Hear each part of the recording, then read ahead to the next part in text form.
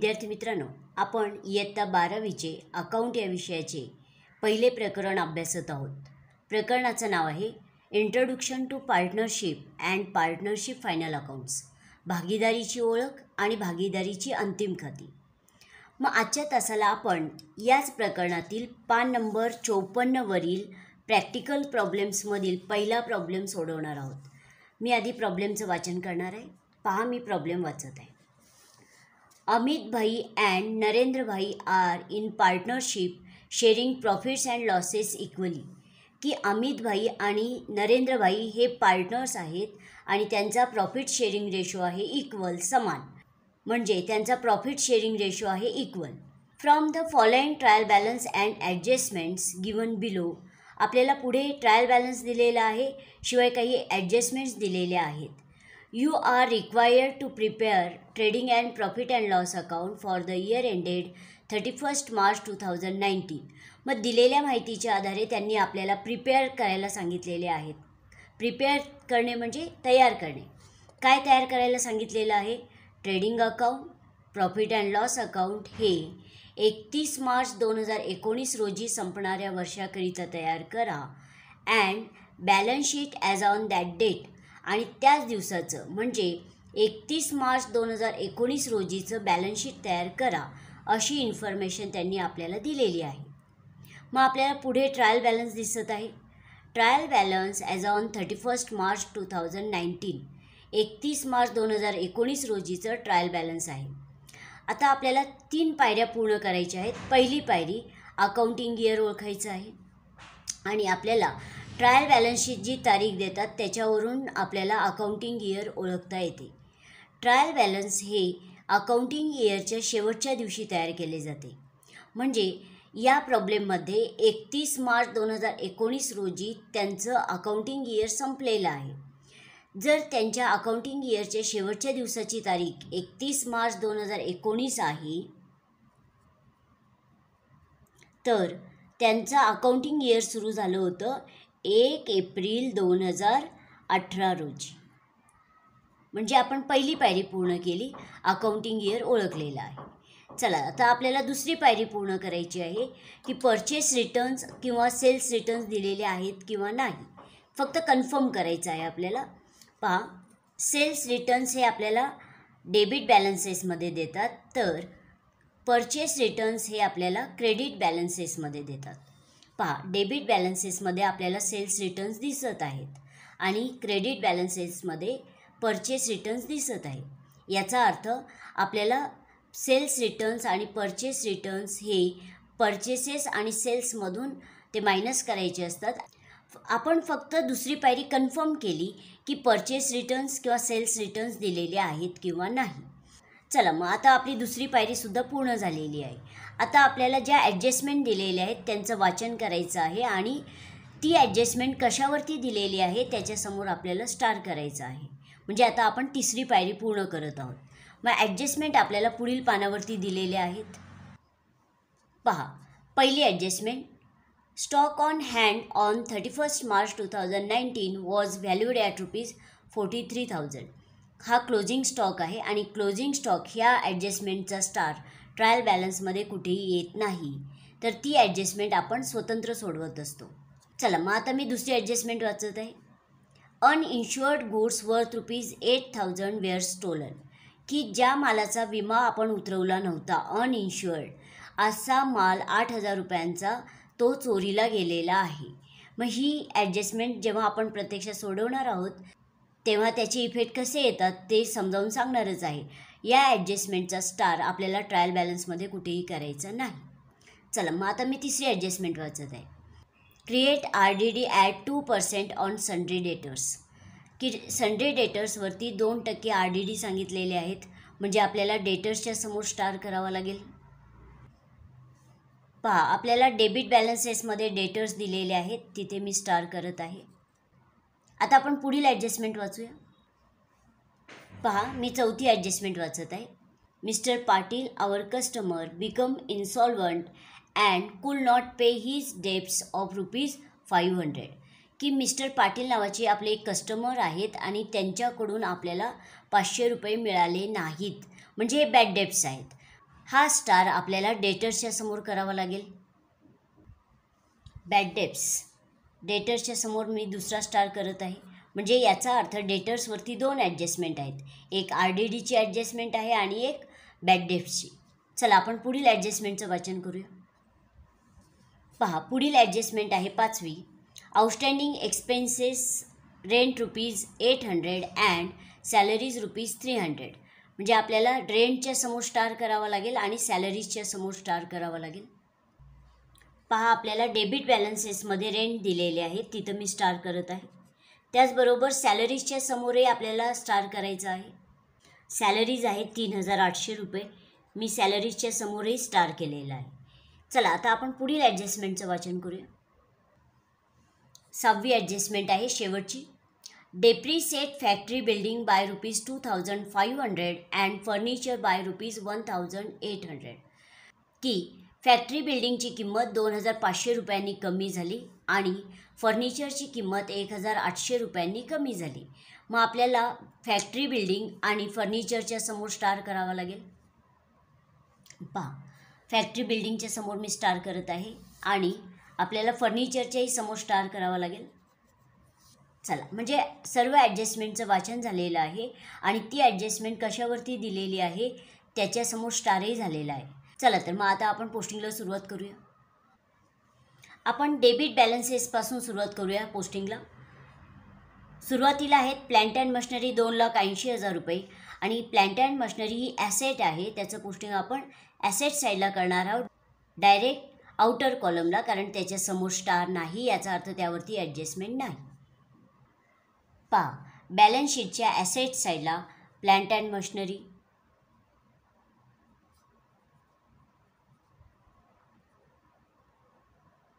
Direct outer कॉलमला 2,80,000. चला तर मग आता आपण पुन्हा ट्रायल बॅलन्समध्ये पाहूया. प्लांट अँड मशिनरी नंतर आहेत फॅक्टरी बिल्डिंग ₹75,000 आणि फॅक्टरी बिल्डिंग येतात ॲसेट साईडला. इनर कॉलमला घेऊया कारण त्याच्यासमोर स्टार आहे, याचा अर्थ त्यावरती ॲडजस्टमेंट आहे. बॅलन्स शीटच्या ॲसेट साईडला फॅक्टरी बिल्डिंग,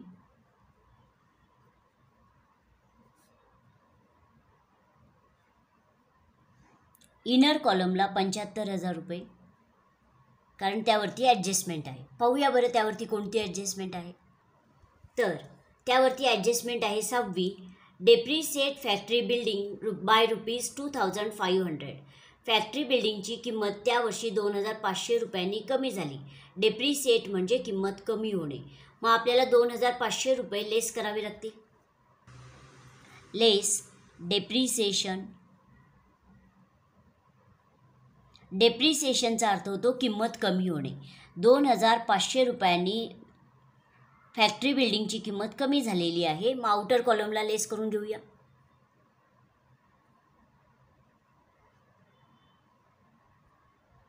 उत्तर आलेलं आहे ₹72,500.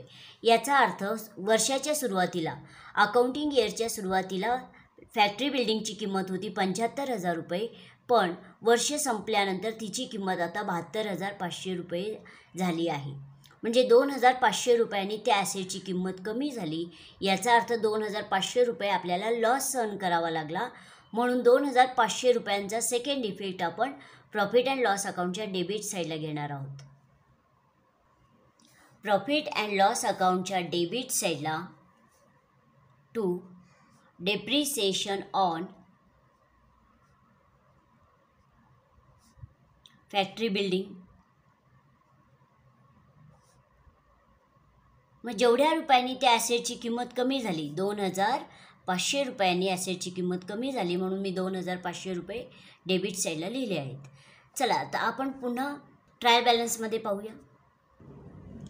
फॅक्टरी बिल्डिंग नंतर आहेत सन्ड्री डेटर्स ₹28,700 आणि सन्ड्री डेटर्ससुद्धा ॲसेट आहे. त्याचं पोस्टिंग आपण ॲसेट साईडला करणार आहोत, पण इनर कॉलमला. त्यावरती 2 ॲडजस्टमेंट आहेत. आधी पोस्टिंग करूया. ₹28,700. बॅलन्स शीटच्या ॲसेट साईडला सन्ड्री डेटर्स. डेटर्स म्हणजे कस्टमर्स, की त्यांच्याकडून आपल्याला येणं दिसत आहे वर्षाच्या सुरुवातीला ₹28,700. आपण ते इनर कॉलमला घेतले कारण त्यावरती ॲडजस्टमेंट आहे. आता आपण ॲडजस्टमेंट सोडवणार आहोत. डेटर्सवरती आपल्याला 2 ॲडजस्टमेंट दिलेले आहेत. बॅड डेप्सची एक ॲडजस्टमेंट आहे आणि दुसरी ॲडजस्टमेंट RDDची आहे. आधी आपण बॅड डेप्स ही ॲडजस्टमेंट सोडूया. पहा, बॅड डेप्सची ॲडजस्टमेंट आहे 4थी. मिस्टर पाटील आवर कस्टमर, की मिस्टर पाटील नावाचे आपले एक कस्टमर आहेत, ग्राहक आहेत, बिकम इन्सॉल्वंट, की ते इन्सॉल्वंट झालेले आहेत, नादार झालेले आहेत, म्हणजे ते दिवाळखोर झालेले आहेत. याचा अर्थ त्यांच्या लॅबिलिटीज जास्त आहेत आणि ॲसेट कमी आहे आणि ते आपल्याला आपले 500 रुपये देऊ शकणार नाहीत, कारण ते कर्जबाजारी झालेले आहेत असा अर्थ आहे. म्हणजे and could not pay his debts of ₹500, की आपल्याला त्यांच्याकडून 500 रुपये येणं आहे, पण ते नादार झाल्यामुळे, दिवाळखोर झाल्यामुळे किंवा त्यांच्या लॅबिलिटीज जास्त झाल्यामुळे ते आपल्या 500 रुपयांच्या कर्जाची परतफेड करू शकणार नाहीत. डेब्ट्स म्हणजे ते बुडीत कर्ज आहेत 500 रुपये, म्हणजे आपल्याला त्यांच्याकडून 500 रुपये मिळाले नाहीत, म्हणजे 500 रुपये आपल्याला लॉस सहन करावा लागला. आणि मिस्टर पाटील हे कस्टमर आहेत, डेटर्स आहेत, म्हणून ते आपल्याला डेटर्समधून लेस करावे लागतील 500 रुपये. लेस बॅड डेब्ट्स 500.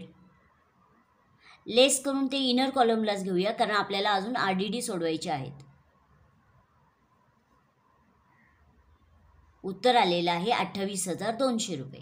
म्हणजे बॅड डेब्ट्स वजा जाता आपल्याला आता ग्राहकांकडून येणं दिसत आहे 28,200 रुपये. आता हा झाला बॅड डेब्ट्सचा फर्स्ट इफेक्ट आणि प्रत्येक ॲडजस्टमेंटचे आपल्याला 2 इफेक्ट घ्यावे लागतात. म्हणजे बॅड डेब्ट्सचा सेकंड इफेक्ट आपल्याला घ्यावा लागणार आहे प्रॉफिट अँड लॉस अकाउंटच्या डेबिट साईडला, कारण आपल्याला 500 रुपये लॉस सहन करावा लागला आणि तो लॉस आपण प्रॉफिट अँड लॉस अकाउंटच्या डेबिट साईडला लिहित असतो. प्रॉफिट अँड लॉस अकाउंटच्या डेबिट साईडला टू बॅड डेब्ट्स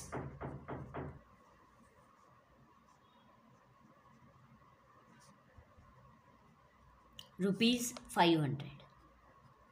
म्हणजे आपली 4थी ॲडजस्टमेंट पूर्ण झालेली आहे. त्या ॲडजस्टमेंटला खूण करूया. पहा, 4थी ॲडजस्टमेंट आपली पूर्ण झाली, म्हणजे बॅड डेब्ट्सचे 2 इफेक्ट आपले लिहून झालेले आहेत.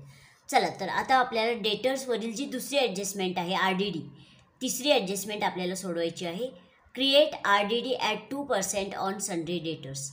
RDD म्हणजेच रिझर्व फॉर डाऊटफुल डेब्ट्स, की आणखीन आपल्याला असा संशय आहे की आपले जे कस्टमर्स आहेत, डेटर्स, त्यांच्याकडून 2% रक्कम येणार नाही. डेटर्स यांच्याकडून आपल्याला येणं दिसत आहे 28,200 रुपये बॅड डेब्ट्स वजा जाता. मग आता आपल्याला 28,200 रुपयांपैकी 2% रक्कम मिळणार नाही असा संशय आहे. मग आपल्याला भागाकार गुणाकार करावा लागेल. आधी आपण वर्किंग नोट करत आहोत. RDD आपल्या कस्टमर्स यांच्याकडून येणं दिसत आहे 28,200 रुपये. 28,200 गुणिले 2 भागिले 100, कारण आपल्याला संशय आहे की 2% रक्कम येणार नाही. मग भागाकार गुणाकार केल्यानंतर उत्तर आलेलं आहे 564 रुपये. म्हणजे आपल्याला डेटर्स यांच्याकडून 564 रुपये येणार नाहीत असा संशय आहे. मग चला, मग डेटर्समधून ते लेस करूया. लेस 2% RDD 564 रुपये. लेस करून आउटरला घेऊ.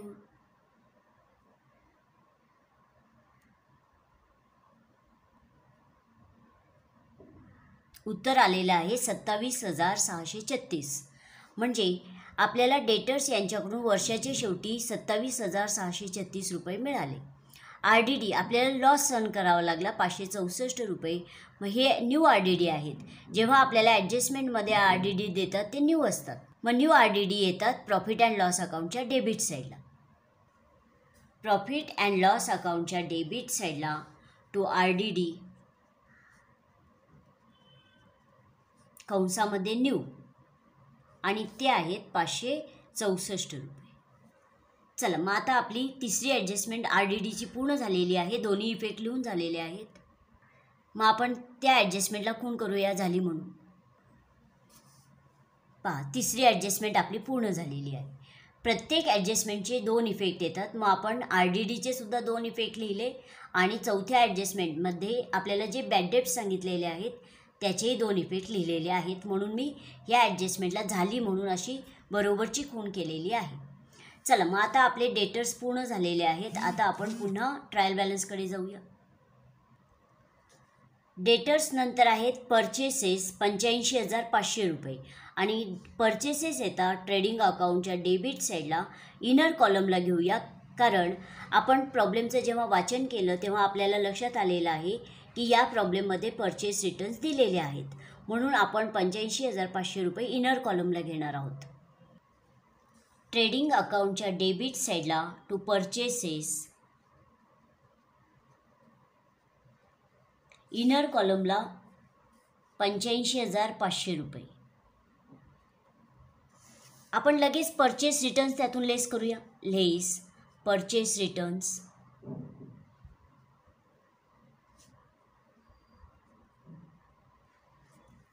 आणि परचेस रिटर्न्स दिलेले आहेत 2,000 रुपये.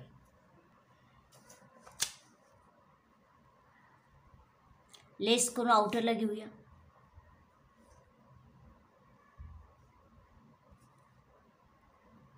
उत्तर आलेलं आहे 83,500 रुपये. परचेस रिटर्न याचा अर्थ असा होतो की आपण खरं तर त्यावर्षी एकूण 85,500 रुपयांची खरेदी केलेली आहे, पण त्यातील 2,000 रुपयांचा माल आपण कोणत्या तरी कारणामुळे रिटर्न केलेला आहे, परत केलेला आहे.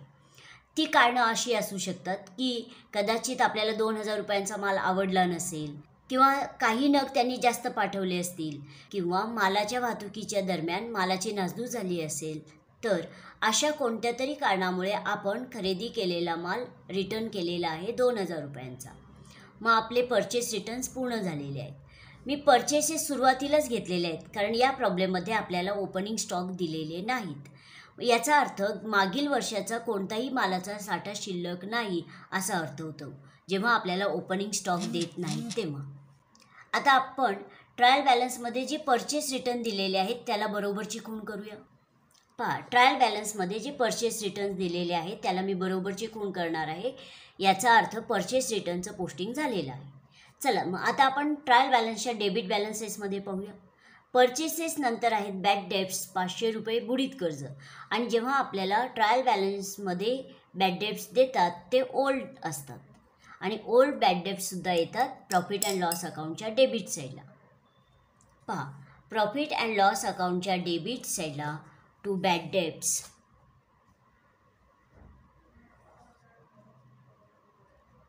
कंसामध्ये ओल्ड, आणि ते आहेत 500 रुपये डायरेक्ट आउटर कॉलमला. बॅड डेब्ट्सचं पोस्टिंग झालेलं आहे. आता आपण पुन्हा ट्रायल बॅलन्समध्ये पाहूया. बॅड डेब्ट्स नंतर आहेत सेल्स रिटर्न्स 2,200 रुपये, आणि सेल्स रिटर्न्स येतात ट्रेडिंग अकाउंटच्या क्रेडिट साईडला. एकूण सेल्समधून ते आपल्याला लेस करावे लागणार आहेत. आपण फक्त इथे पोस्टिंग करून ठेवूया ट्रेडिंग अकाउंटच्या क्रेडिट साईडला. पहा, ट्रेडिंग अकाउंटच्या क्रेडिट साईडला आपण फक्त सेल्स रिटर्न्स दुसऱ्या ओळीवरती पोस्टिंग करून ठेवत आहोत, कारण एकूण सेल्स आल्यानंतर आपण त्यातून सेल्स रिटर्न्स लेस करणार आहोत. लेस सेल्स रिटर्न, आणि सेल्स रिटर्न आहेत 2,200 रुपये. चला आता आपण पुन्हा ट्रायल बॅलन्समध्ये पाहूया. सेल्स रिटर्न नंतर आहे 10% गव्हर्नमेंट बॉन्ड 40,000 रुपये, आणि ते आपण जे गव्हर्नमेंट बॉन्ड आहेत म्हणजे सरकारी कर्ज रोखे आपण परचेस केलेले आहेत ऑन 1 ऑक्टोबर 2018 या दिवशी. मग आता आपण पोस्टिंग करूया. आधी गव्हर्नमेंट बॉन्ड ही आपली ॲसेट आहे, त्याचं पोस्टिंग आपण ॲसेट साईडला करूया, पण इनर कॉलमला आपल्याला ॲडिशनल इन्फॉर्मेशन दिलेली आहे. मग आधी आपण पोस्टिंग करूया ॲसेट साईडला गव्हर्नमेंट बॉन्ड 40,000 रुपये इनर कॉलमला. ही हिडन ॲडजस्टमेंट असल्यामुळे आपण हा इफेक्ट 40,000 रुपयांचा इनर कॉलमला घेणार आहोत. बॅलन्स शीटच्या ॲसेट साईडला गव्हर्नमेंट बॉन्ड इनर कॉलमला 40,000. याचा अर्थ आपण सरकारी कर्ज रोख्यांमध्ये गुंतवणूक केलेली आहे 40,000 रुपयांची एकूण. मग यावरती आपल्याला जी ॲडिशनल इन्फॉर्मेशन दिलेली आहे ती आधी वाचूया आपण. पहा मुलांनो, आपण सरकारी कर्ज रोखे परचेस केलेले आहेत 40,000 रुपयांचे, म्हणजे सरकारी कर्ज रोख्यांमध्ये आपण गुंतवणूक केलेली आहे 40,000 रुपयांची. आणि त्यावरती आपल्याला 10% व्याज मिळणार आहे. आपल्याला मिळणार आहे कारण आपण गुंतवणूक केल्यानंतर आपल्याला इंटरेस्ट मिळतो, म्हणजे तो इंटरेस्ट मिळणार आहे 10%. पण जे हे गव्हर्मेंट बॉन्ड आहेत ते आपण वर्षाच्या सुरुवातीला परचेस केलेले नाहीत, तर ते 1 ऑक्टोबर 2018 रोजी परचेस केलेले आहेत.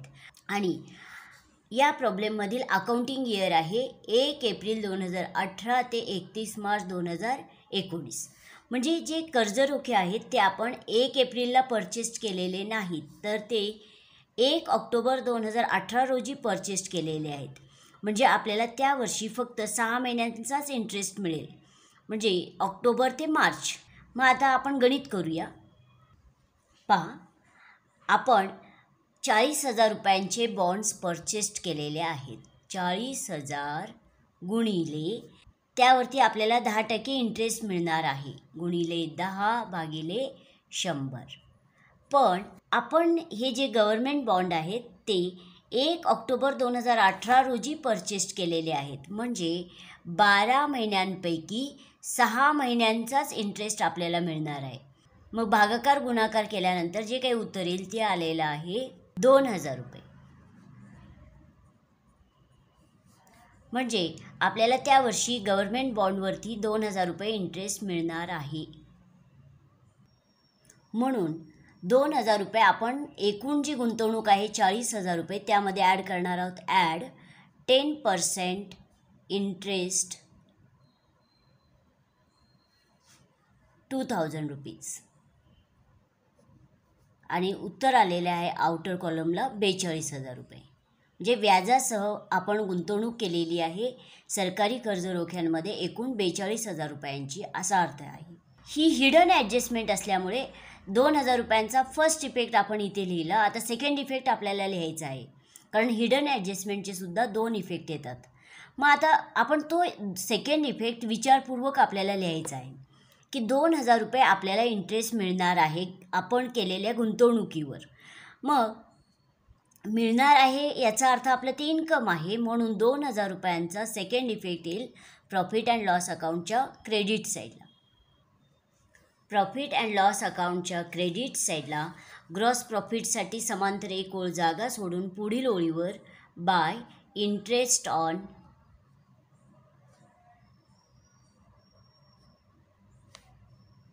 गव्हर्मेंट बॉन्ड 2,000 रुपये. चला, ह्याही हिडन ॲडजस्टमेंटचे आपले 2 इफेक्ट लिहून झालेले आहेत. आता आपण पुन्हा ट्रायल बॅलन्समध्ये पाहूया. 10% गव्हर्मेंट बॉन्ड नंतर आहेत इम्पोर्ट ड्युटी 1,800 रुपये. याचा अर्थ आयात कर. मग आयात कर येतात, म्हणजेच इम्पोर्ट ड्युटी येतात ट्रेडिंग अकाउंटच्या डेबिट साईडला. डायरेक्ट आउटर कॉलमला घेऊया, कारण त्याच्यासमोर स्टार नाही, याचा अर्थ त्यावरती ॲडजस्टमेंट नाही. ट्रेडिंग अकाउंटच्या डेबिट साईडला टू इम्पोर्ट ड्युटी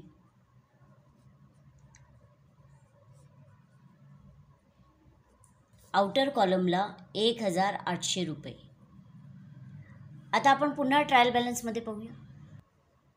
इम्पोर्ट ड्युटीनंतर आहेत लीगल चार्जेस 2,000 रुपये, आणि लीगल चार्जेस येतात प्रॉफिट अँड लॉस अकाउंटच्या डेबिट साईडला. डायरेक्ट आउटर कॉलमला घेऊया, कारण त्याच्यासमोर स्टार नाही, याचा अर्थ त्यावरती ॲडजस्टमेंट नाही. प्रॉफिट अँड लॉस अकाउंटच्या डेबिट साईडला टू लीगल चार्जेस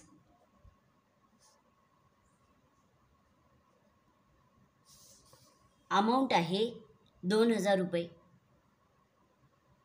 आता आपण पुन्हा ट्रायल बॅलन्समध्ये पाहूया. लीगल चार्जेस नंतर आहेत मोटिव्ह पॉवर 12,000 रुपये, आणि मोटिव्ह पॉवर येतात ट्रेडिंग अकाउंटच्या डेबिट साईडला. ट्रेडिंग अकाउंटच्या डेबिट साईडला to motive power. Direct outer कॉलमला 12,000 रुपये. आता आपण पुन्हा ट्रायल बॅलन्समध्ये पाहूया. मोटिव्ह पॉवर नंतर आहेत वेअरहाऊस रेंट ₹1,800, म्हणजे गोदामाचे भाडे, आणि ते येतात प्रॉफिट अँड लॉस अकाउंटच्या डेबिट साईडला. आउटर कॉलमला घेऊया. पहा, प्रॉफिट अँड लॉस अकाउंटच्या डेबिट साईडला टू वेअरहाऊस रेंट आउटर कॉलमला 1,800 रुपये. आता आपण पुन्हा ट्रायल बॅलन्समध्ये पाहूया. वेअरहाऊस रेंट नंतर आहेत कॅश इन हँड 20,000 रुपये. याचा अर्थ वर्षाच्या शेवटी आपल्या हातामध्ये तेवढी कॅश शिल्लक आहे असा अर्थ आहे कॅश इन हँडचा. आणि कॅश इन हँड येतात ॲसेट साईडला. आउटर कॉलमला घेऊया. बॅलन्स शीटच्या ॲसेट साईडला कॅश इन हँड, आउटर कॉलमला 20,000 रुपये. आता आपण पुन्हा ट्रायल बॅलन्समध्ये पाहूया. कॅश इन हँड नंतर आहेत कॅश ॲट बँक 70,000 रुपये.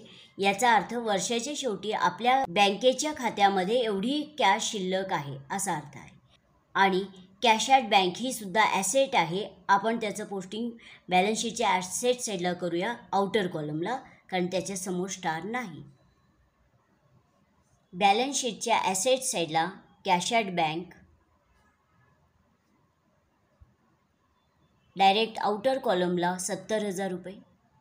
आता आपण पुन्हा ट्रायल बॅलन्समध्ये पाहूया.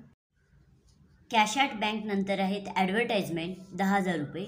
आपण त्यावर्षी जाहिरातीचा खर्च दिलेला आहे 10,000 रुपये.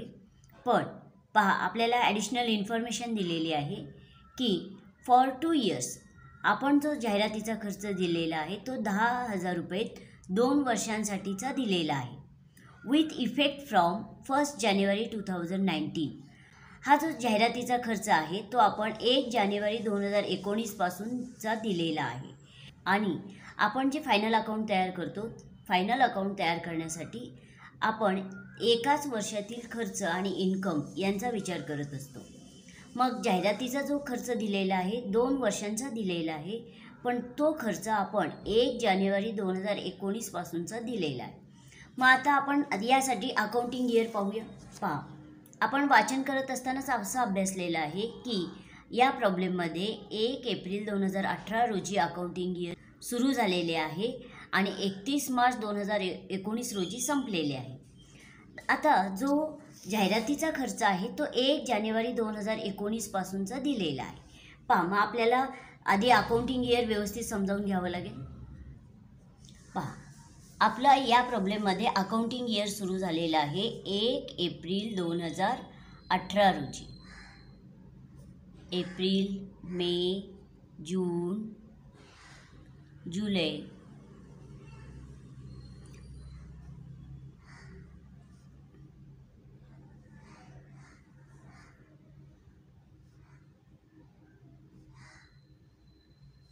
आणि मार्च. आपलं अकाउंटिंग इयर 31 मार्च 2019 रोजी संपलेले आहे. मग हा जो जाहिरातीचा खर्च आहे तो खर्च आपण 1 जानेवारी 2019 पासून दिलेला आहे. मग आपण 1 जानेवारी 2019 ही तारीख कुठे येते पाहूया. पहा, 1 जानेवारी 2019 ही तारीख इथं येत आहे. म्हणजे या प्रॉब्लेममध्ये अकाउंटिंग इयर जरी 1 एप्रिल 2018 रोजी सुरू झालेले असले तरी आपण जो जाहिरातीचा खर्च दिलेला आहे तो वर्षाच्या सुरुवातीपासूनच दिलेला नाही, तर आपण तो 1 जानेवारी 2019 रोजी तो जाहिरातीचा खर्च दिलेला आहे. म्हणजे ह्या अकाउंटिंग इयरमध्ये फक्त आपण 3 महिन्यांचाच जाहिरातीचा खर्च दिलेला आहे. 3 मंथ्स. आता पहा, म्हणजे आपल्याला गणित मांडावं लागेल. 1,250 म्हणजे त्या वर्षी त्या भागीदारी संस्थेने केवळ 1,250 रुपये जाहिरातीवर खर्च केलेला आहे 3 महिन्यांचा. मग आपण जाहिरातीचा जो खर्च आहे तो घेऊया प्रॉफिट अँड लॉस अकाउंटच्या डेबिट साईडला. प्रॉफिट अँड लॉस अकाउंटच्या डेबिट साईडला टू ॲडव्हर्टाइजमेंट,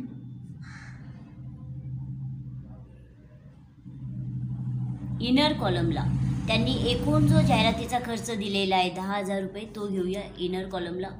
लेस, आणि त्यांनी जो जाहिरातीचा खर्च 3 महिन्यांचा जो दिलेला आहे 1,250 रुपये. आत्ताच आपण ते कॅल्क्युलेशन केलेलं आहे. पहा, या पद्धतीने आपण गणित केलं आणि 5,000 एका वर्षाला ते जाहिरातीवर 10,000 रुपये खर्च करत नाहीत, तर एका वर्षाला ते 5,000 रुपये खर्च करतात. मग 5,000 गुणिले 3 भागिले 12, कारण 12 महिन्यांपैकी त्यांनी फक्त 3 महिन्यांचा जाहिरातीचा खर्च दिलेला आहे. मग असा भागाकार गुणाकार केल्यानंतर उत्तर आलेलं आहे 1250 रुपये. मग 1250 रुपये त्यांनी 3 महिन्यांचा खर्च केलेला आहे त्या वर्षी.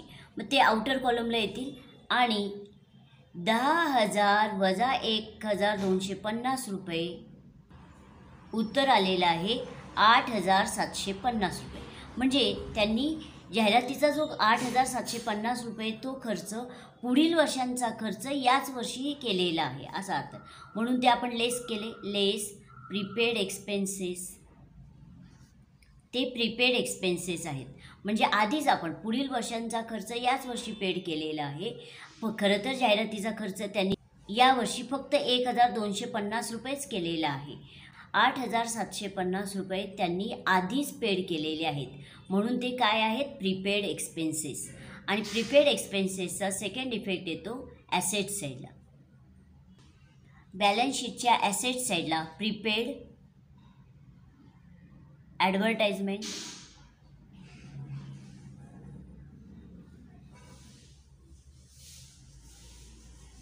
अमाऊंट आहे 8,750. म्हणजे त्यांनी आधीच पेड केलेले आहेत 8,750. ॲडव्हर्टाइजमेंटचं पूर्ण पोस्टिंग झालेलं आहे. आता आपण पुन्हा ट्रायल बॅलन्समध्ये पाहूया. पहा, ॲडव्हर्टाइजमेंट नंतर आहेत सॅलरीज 3,800 रुपये आणि सॅलरीज येतात प्रॉफिट अँड लॉस अकाउंटच्या डेबिट साईडला. पण इनर कॉलमला घेऊया कारण त्याच्यासमोर स्टार आहे, याचा अर्थ त्यावरती ॲडजस्टमेंट आहे. चला आधी आपण पोस्टिंग करूया. 3,800 रुपये प्रॉफिट अँड लॉस अकाउंटच्या डेबिट साईडला टू सॅलरीज. इनर कॉलमला 3,800 रुपये. जर त्यावरती ॲडजस्टमेंट नसती तर आपण ही 3,800 रुपये आउटर कॉलमला घेतले असते. चला तर मग पाहूया बरं त्यावरती कोणती ॲडजस्टमेंट आहे. तर ॲडजस्टमेंट आहे 5वी. Outstanding expenses salaries ₹300. मी डायरेक्ट सॅलरीचं वाचन केलेलं आहे कारण आत्ता आपण सॅलरीज सोडवत आहोत. मग आउटस्टँडिंग सांगितलेले आहेत सॅलरीज 300 रुपये आणि आउटस्टँडिंग ही ॲडजस्टमेंट आउटस्टँडिंग एक्सपेन्सेसची आहे. आउटस्टँडिंग म्हटल्यानंतर पर्टिक्युलर आयटममध्ये ॲडच करावे हा पहिला नियम. मग 300 रुपये आपण एकूण सॅलरीजमध्ये ॲड करूया. ॲड आउटस्टँडिंग आणि जे आउटस्टँडिंग प्रॉफिट अँड लॉस अकाउंटच्या डेबिटला येतात ते आउटस्टँडिंग एक्सपेन्सेस असतात आणि ते आहेत 300 रुपये. ॲड करून आउटर कॉलमला लिहूया.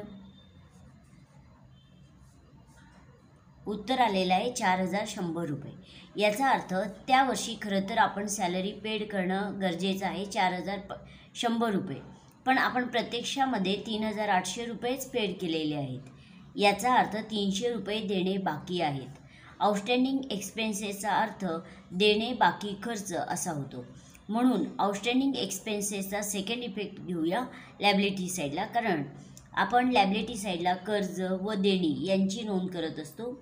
हे 300 रुपये देणं बाकी असल्यामुळे 300 रुपयांचा सेकंड इफेक्ट घेऊया लॅबिलिटी साईडला. बॅलन्स शीटच्या लॅबिलिटी साईडला वरती एक 4 ओळी जागा सोडून आउटस्टँडिंग. मग काय आउटस्टँडिंग आहे तर सॅलरीज आणि अमाऊंट आहे 300 रुपये देणं बाकी. मग आता आपण सॅलरीजवरील ॲडजस्टमेंट पूर्ण सोडवलेली आहे. आपण पुन्हा ट्रायल बॅलन्समध्ये पाहूया.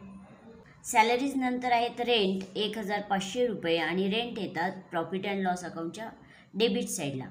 इनर कॉलमलाच घेऊया कारण त्यावरती सुद्धा ॲडजस्टमेंट आहे. प्रॉफिट अँड लॉस अकाउंटच्या डेबिट साईडला टू रेंट इनर कॉलमला 1,500 रुपये. मग आता रेंटवरील जी ॲडजस्टमेंट आहे तिचं वाचन करूया. तर ॲडजस्टमेंट आहे 5वी. Outstanding expenses rent ₹800. 800 रुपये रेंट अद्याप देणे बाकी आहे. आउटस्टँडिंग एक्सपेन्सेस म्हणजे देणे बाकी खर्च, म्हणजे रेंट 800 रुपये देणे बाकी आहे. आउटस्टँडिंग एक्सपेन्सेसची ॲडजस्टमेंट आहे आणि आउटस्टँडिंग म्हणले की पर्टिक्युलर आयटममध्ये ॲडच करावेत. मग आपल्याला 800 रुपये एकूण रेंटमध्ये ॲड करावे लागतील. ॲड आउटस्टँडिंग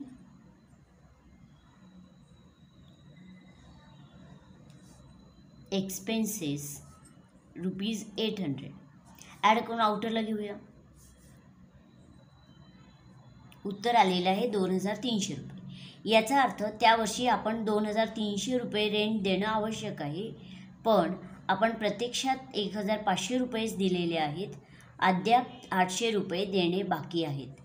ते आउटस्टँडिंग एक्सपेन्सेस आहेत, म्हणजे देणे बाकी खर्च. आणि आउटस्टँडिंग एक्सपेन्सेसचा सेकंड इफेक्ट येतो लॅबिलिटी साईडला. पहा, बॅलन्स शीटच्या लॅबिलिटी साईडला आउटस्टँडिंग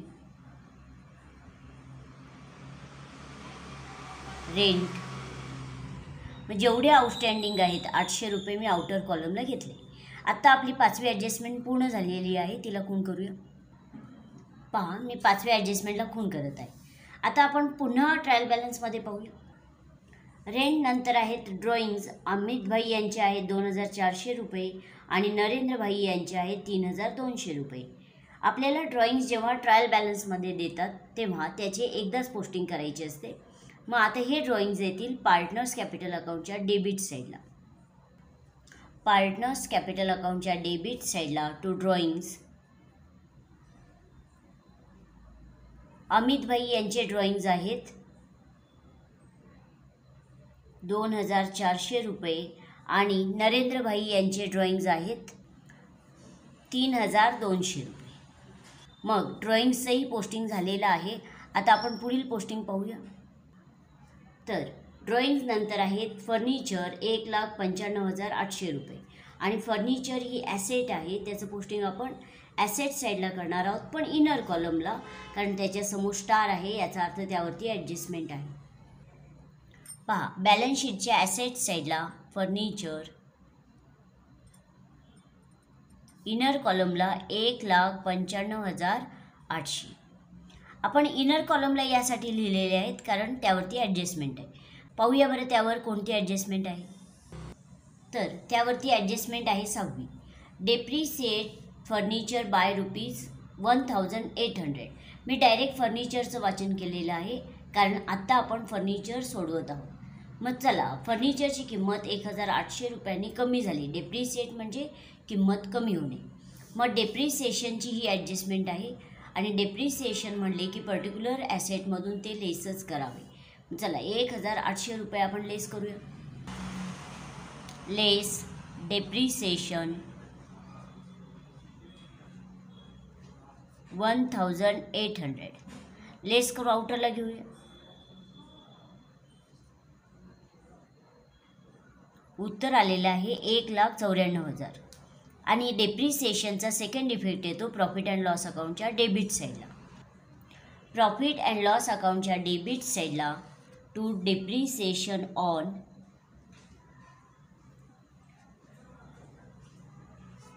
फर्निचर आणि जेवढ्या रुपयांनी फर्निचरची किंमत कमी झाली 1,800 रुपये. मग आत्ता आपली 6वी ॲडजस्टमेंट पूर्ण झालेली आहे, त्या ॲडजस्टमेंटला खूण करूया. 6वी ॲडजस्टमेंट पूर्ण झाली कारण बिल्डिंगवरील डेप्रिसिएशन आपण आधीच ट्रीट केलेले आहेत. आत्ता आपण फर्निचर सोडवले, याचा अर्थ 6वी ॲडजस्टमेंट पूर्ण झाली. आता आपण पुन्हा ट्रायल बॅलन्समध्ये पाहूया. फर्निचर नंतर आहेत बिल्स रिसिवेबल 20,700 रुपये आणि बिल्स रिसिवेबल येतात ॲसेट साईडला. आउटर कॉलमला घेऊया कारण त्याच्यासमोर स्टार नाही. बॅलन्स शीटच्या ॲसेट साईडला bills receivable outer कॉलमला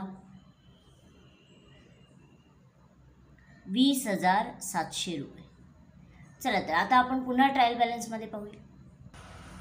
bills receivable नंतर आहेत फ्री होल्ड प्रॉपर्टी 41,000 रुपये आणि फ्री होल्ड प्रॉपर्टीसुद्धा आपली ॲसेट आहे, त्याचं पोस्टिंग आपण ॲसेट साईडला करूया आउटर कॉलमला, कारण त्याच्यासमोर स्टार नाही, याचा अर्थ त्यावरती ॲडजस्टमेंट नाही. ॲसेट साईडला फ्री होल्ड प्रॉपर्टी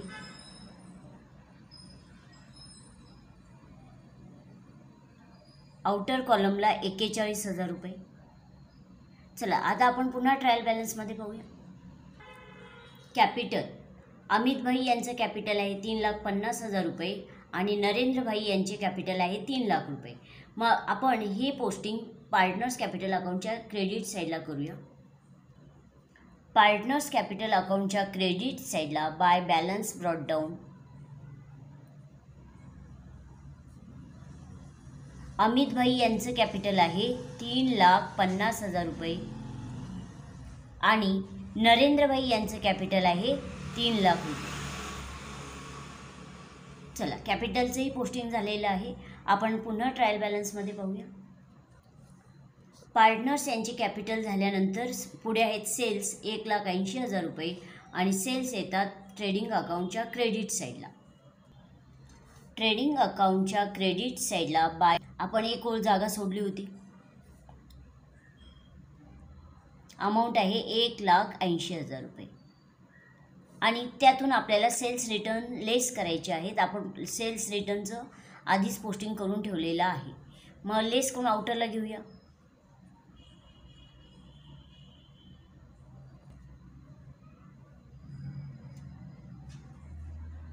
उत्तर आलेलं आहे 1,77,800 रुपये. आपलं सेल्सचंही पोस्टिंग झालेलं आहे. आता आपण पुन्हा ट्रायल बॅलन्समध्ये पाहूया. सेल्स नंतर आहेत बिल्स पेबल 8,500 रुपये आणि बिल्स पेबल येतात लॅबिलिटी साईडला. आउटर कॉलमला घेऊया. बॅलन्स शीटच्या लॅबिलिटी साईडला bills payable, direct outer कॉलमला amount आहे 8,500 रुपये. आता आपण पुन्हा ट्रायल बॅलन्समध्ये पाहूया.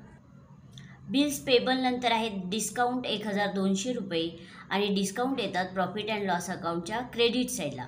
म्हणजे ट्रायल बॅलन्सच्या जर क्रेडिट बॅलन्सेसमध्ये डिस्काउंट दिले तर ते येतील प्रॉफिट अँड लॉस अकाउंटच्या क्रेडिट साईडला. मग चला, 1,200 रुपये डिस्काउंट आपल्याला मिळालेलं आहे, म्हणजे आपलं ते इन्कम आहे. क्रेडिट बॅलन्सेसमधील डिस्काउंट, कमिशन, इंटरेस्ट, रेंट हे आपल्याला प्राप्त झालेलं असतं, म्हणून त्याचा इफेक्ट प्रॉफिट अँड लॉस अकाउंटच्या क्रेडिट साईडला येईल. प्रॉफिट अँड लॉस अकाउंटच्या क्रेडिट साईडला बाय डिस्काउंट, आउटर कॉलमला घेऊया 1,200 रुपये. आता आपण पुन्हा जाऊया ट्रायल बॅलन्सकडे. डिस्काउंट नंतर आहेत क्रेडिटर्स 38,500 रुपये आणि क्रेडिटर्स येतात लॅबिलिटी साईडला. बॅलन्स शीटच्या लॅबिलिटी साईडला क्रेडिटर्स, आउटर कॉलमला 38,500 रुपये. आता आपण पुन्हा ट्रायल बॅलन्समध्ये पाहूया. क्रेडिटर्स नंतर आहेत RDD 2,700 रुपये आणि जेव्हा आपल्याला ट्रायल बॅलन्समध्ये RDD देतात ते ओल्ड असतात आणि ओल्ड RDDचे पोस्टिंग आपण प्रॉफिट अँड लॉस अकाउंटच्या क्रेडिट साईडला करतो. मग आता हे ओल्ड RDD येतील प्रॉफिट अँड लॉस अकाउंटच्या क्रेडिट साईडला. प्रॉफिट अँड लॉस अकाउंटच्या क्रेडिट साईडला बाय RDD कंसामध्ये ओल्ड आणि ते आहेत 2,700 रुपये. आपण पुन्हा ट्रायल बॅलन्समध्ये पाहूया. RDD नंतर आहेत बँक लोन 15,000 रुपये आणि बँक लोन हे आपलं कर्ज आहे, त्याचा इफेक्ट येईल लॅबिलिटी साईडला. बॅलन्स शीटच्या लॅबिलिटी साईडला बँक लोन, याचा अर्थ आपण बँकेकडून लोन घेतलेलं आहे आणि आपण ते लोन घेतलेलं आहे एकूण 15,000 रुपयांचं. आता आपण पुन्हा ट्रायल बॅलन्समध्ये पाहूया. बँक लोन नंतर आहेत परचेस रिटर्न 2,000 रुपये आणि त्याच्यासमोर आपण अशी बरोबरची खूण केलेली आहे, याचा अर्थ परचेस रिटर्नचं पोस्टिंग झालेलं आहे. म्हणजे आपल्याला असं लक्षात येत आहे की ट्रायल बॅलन्सच्या क्रेडिट बॅलन्सेसचं पूर्ण पोस्टिंग झालेलं आहे. मग आता पाहूया बरं कुठल्या ॲडजस्टमेंट राहिलेले आहेत का. तर आपल्याला या प्रॉब्लेममध्ये एकूण 6 ॲडजस्टमेंट दिलेल्या होत्या. त्यापैकी आपण तिसरी, चौथी, पाचवी आणि 6वी ॲडजस्टमेंट पूर्ण केलेली आहे. फक्त पहिली आणि दुसरी ॲडजस्टमेंट राहिलेली आहे. मग चला, आपण आता पहिली ॲडजस्टमेंट सोडूया. Stock on hand on 31 March 2019 was valued at ₹43,000. की 31 मार्च 2019 रोजी आपल्या हातामध्ये एवढ्या मालाचा साठा शिल्लक आहे. 43,000 रुपयांच्या मालाचा साठा शिल्लक आहे. म्हणजे हा न विकला गेलेला माल आहे, तो क्लोजिंग स्टॉक आहे. अकाउंटिंग इयरच्या शेवटच्या दिवशी तो मालाचा शिल्लक साठा दिसत आहे. मग हा क्लोजिंग स्टॉक आहे आणि क्लोजिंग स्टॉकचा फर्स्ट इफेक्ट येतो ट्रेडिंग अकाउंटच्या क्रेडिट साईडला आणि सेकंड इफेक्ट येतो ॲसेट साईडला. ट्रेडिंग अकाउंटच्या क्रेडिट साईडला बाय क्लोजिंग स्टॉक, मालाचा शिल्लक साठा.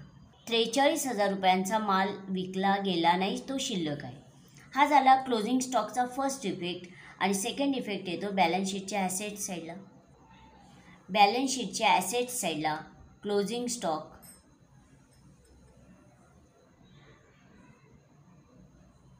आउटर कॉलमला 43,000 रुपये. आता आपण पुन्हा ॲडजस्टमेंटमध्ये पाहूया.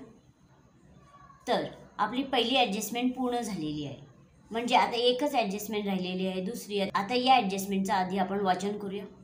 अनइन्शुअर्ड गुड्स वर्थ ₹8,000 वेअर स्टोलन, की आपण ज्या मालाचा विमा उतरवलेला नाही, अनइन्शुअर्ड म्हणजे विमा न उतरवलेल्या 8,000 रुपयांच्या मालाची चोरी झाली. म्हणजे आपण 8,000 रुपयांच्या मालाचा विमा उतरवला नव्हता आणि विमा न उतरवलेला 8,000 रुपयांचा माल चोरीला गेला. म्हणजे त्याचे दोन इफेक्ट येतील. फर्स्ट इफेक्ट येईल ट्रेडिंग अकाउंटच्या क्रेडिट साईडला आणि आपल्याला लॉस सहन करावा लागला 8,000 रुपये. त्याचा सेकंड इफेक्ट येईल प्रॉफिट अँड लॉस अकाउंटच्या डेबिट साईडला. फर्स्ट इफेक्ट ट्रेडिंग अकाउंटच्या क्रेडिट साईडला बाय गुड्स स्टोलन आणि आपला 8,000 रुपयांचा माल चोरीला गेलेला आहे. हा झाला फर्स्ट इफेक्ट. आणि सेकंड इफेक्ट येईल प्रॉफिट अँड लॉस अकाउंटच्या डेबिट साईडला, कारण आपल्याला 8,000 रुपयांचा लॉस सहन करावा लागत आहे. To loss by theft.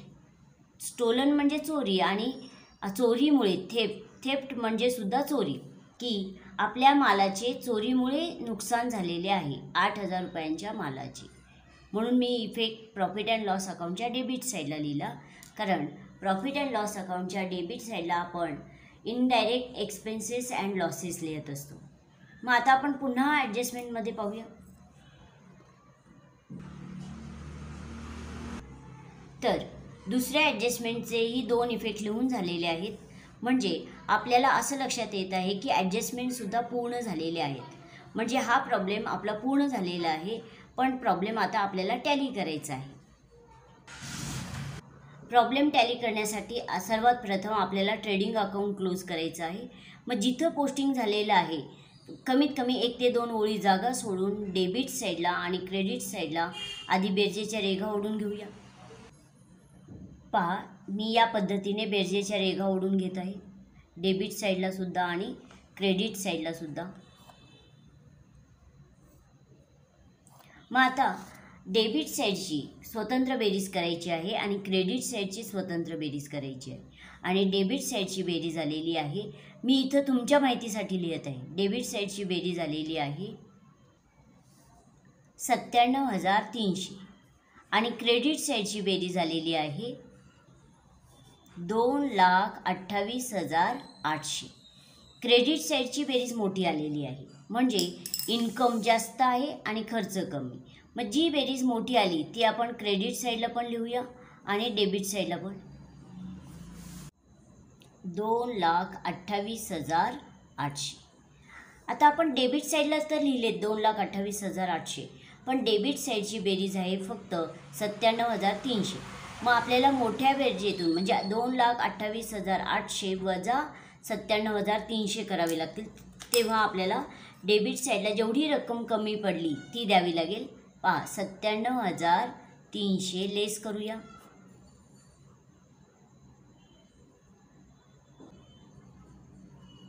उत्तर आलेलं आहे 1,31,500. म्हणजे 1,31,500 रुपये आपल्याला ग्रॉस प्रॉफिट झालेला आहे. To gross profit. जेव्हा ट्रेडिंग अकाउंटच्या क्रेडिट साईडची बेरीज मोठी येते तेव्हा ग्रॉस प्रॉफिट होतो. मग हा जो ग्रॉस प्रॉफिट आहे तो आपल्याला प्रॉफिट अँड लॉस अकाउंटच्या क्रेडिट साईडला ट्रान्सफर करायचा आहे बाय ग्रॉस प्रॉफिट. आणि ग्रॉस प्रॉफिट आहे 1,31,500. मग आता आपल्याला profit and loss account close करायचं आहे. मग जिथं आपलं पोस्टिंग झालेलं आहे बरोबर चौथ्या ओळीवर 1, 2, 3, 4 बरोबर चौथ्या ओळीवर आपल्याला डेबिट साईडला आणि क्रेडिट साईडला बेरजेच्या रेघा ओढून घ्यायच्या आहेत.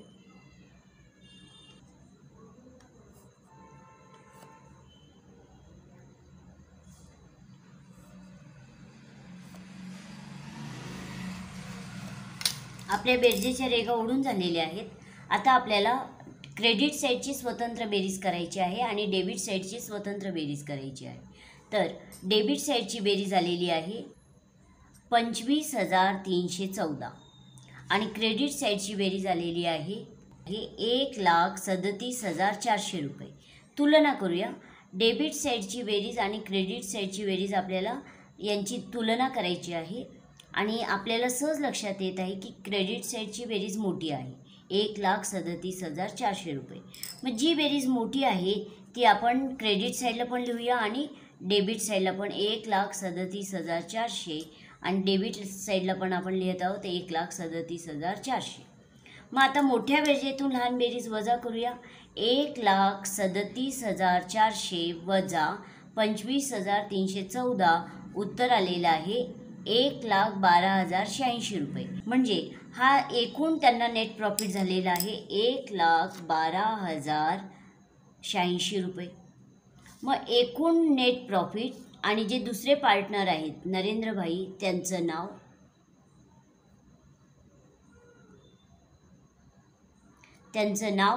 त्यांच्या प्रॉफिटमधील हिस्सा आणि एकूण नेट प्रॉफिट आपल्याला एकाच रेषेमध्ये लिहायचं आहे. आणि पहिले पार्टनर आहेत अमितभाई.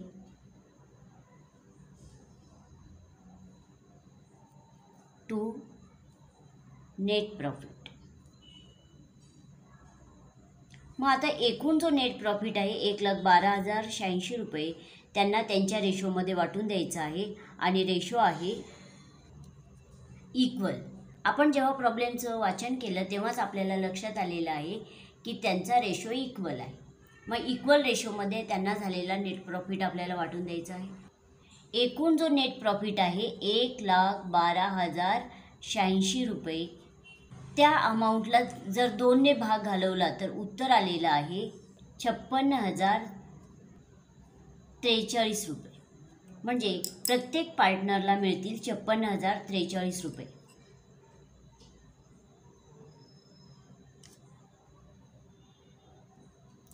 त्यांना झालेला जो नेट प्रॉफिट आहे तो आपल्याला ट्रान्सफर करायचा आहे पार्टनर्स कॅपिटल अकाउंटच्या क्रेडिट साईडला. पार्टनर्स कॅपिटल अकाउंटच्या क्रेडिट साईडला बाय नेट प्रॉफिट अमितभाई यांच्या कॉलममध्ये येतील 56,043 रुपये आणि नरेंद्रभाई यांच्याही कॉलममध्ये येतील 56,043 रुपये. मग आता आपल्याला पार्टनर्स कॅपिटल अकाउंट क्लोज करायचे आहे. डेबिट साईडला आणि क्रेडिट साईडला आधी बेरजेच्या रेघा ओढून घेऊया.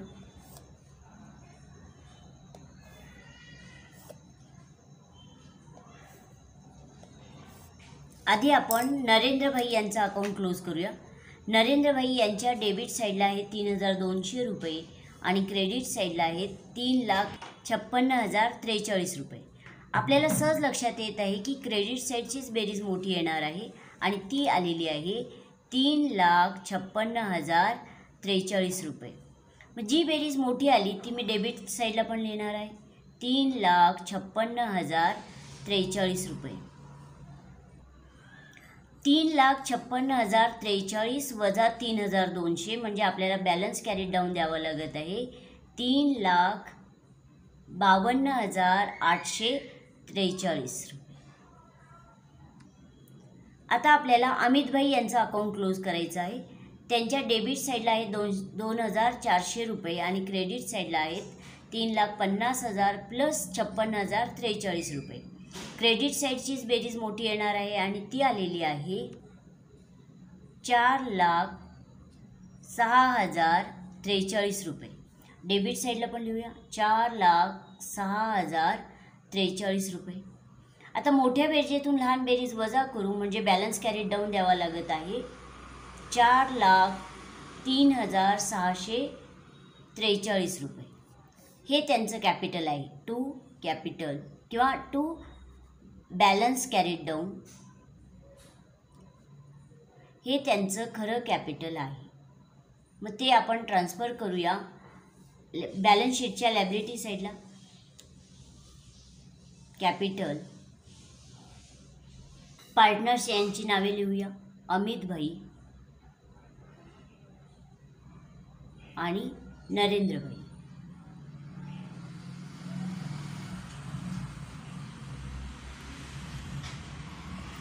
अमित भाई यांचे कॅपिटल आहे 4,03,643, 4,03,643 आणि नरेंद्रभाई यांचे कॅपिटल आहे 3,52,843. आता दोघांच्याही कॅपिटलची बेरीज आपण आउटर कॉलमला घेऊया.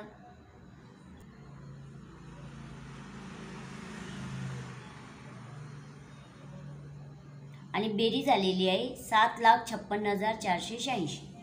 चला मग आता आपल्याला बॅलन्स शीट क्लोज करायची आहे. बॅलन्स शीटच्या लायबिलिटी साईडची आणि ॲसेट साईडची स्वतंत्र बेरीज करायची आहे. आणि बॅलन्स शीटचं वैशिष्ट्य असं आहे की बॅलन्स शीटच्या लायबिलिटी साईडची बेरीज आणि ॲसेट साईडची बेरीज समान येते. आणि जेव्हा बेरीज समान येते तेव्हा आपण प्रॉब्लेम टॅली झाला असे म्हणतो. जर बेरीज समान नाही आली तर आपलं पोस्टिंग कुठेतरी चुकलेलं आहे असे समजावे. मग आपण बॅलन्स शीटच्या लायबिलिटी साईडची स्वतंत्र बेरीज केलेली आहे आणि ॲसेट साईडची स्वतंत्र बेरीज केलेली आहे. आणि बेरीज आलेली आहे दोन्ही साईडची 8,19,586. 8,19,586. म्हणजे आपला प्रॉब्लेम 8,19,586 रुपयाने टॅली झालेला आहे. तर अशा पद्धतीने आपण प्रॅक्टिकल प्रॉब्लेममधील पहिला प्रॉब्लेम टॅलीसह पूर्ण केलेला आहे. धन्यवाद.